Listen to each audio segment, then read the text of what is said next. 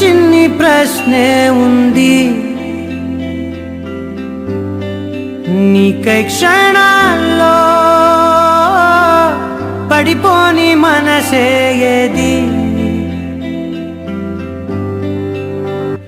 ఆ భ్రమే నిన్ను చెయ్యడానికే తన ఆస్తి మొత్తాన్నే ఖర్చే పెట్టుంటాడే.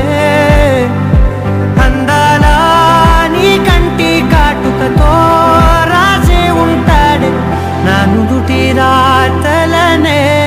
కుంకుమల నువ్వే చేరగా ప్రియా, కోటి వర్ణాలయ్యా నేను ఇలాగవే. పువ్వల నువ్వే